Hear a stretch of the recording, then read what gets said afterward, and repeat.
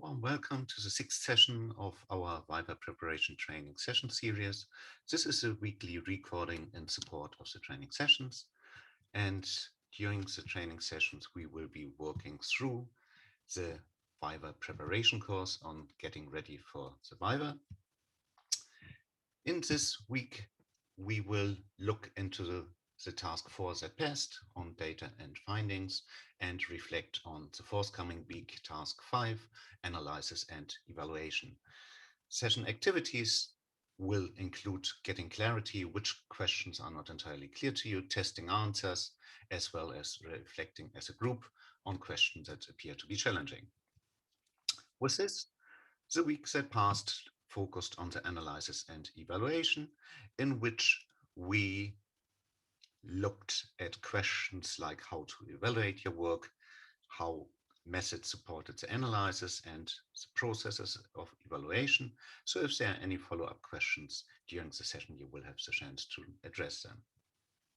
In the forthcoming week, on the conclusions, recommendations, and future research, we will focus on a different set of questions, which is geared towards finding out how much you are in the position to verbalize how the different parts of the thesis belong together, how you manage to bring out the details, how conclusions have been derived from the analysis of the data and against the background of the literature consulted by you.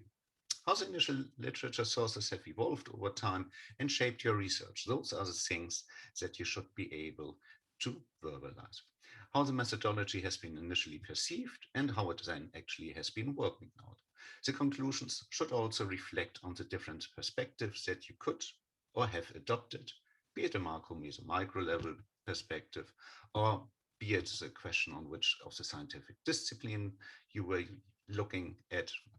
And what matters is your ability to demonstrate and engage critically with the different type of information. What you also will need to do in this conclusion part is look at the boundaries. What are these and who has been establishing them? And how has your environment been impacting your work? There will be always progression, so you need to make clear that you can tell what was the progression and how it impacted your research, be it, like in this example, research carried out in the work environment and where there is always an ongoing change, and how your research has in parallel progressed to the ongoing change in the work environment. So there will be, in this example, two at least dimensions of progression in the research, but also progression within the research environment. And you should also be prepared to provide a holistic overview about how your thesis connects and how the research is progressing. As your research is done now, you can look at it from an hindsight perspective, but what did you know at the beginning and how is it in between the beginning and in hindsight coming out in your thesis?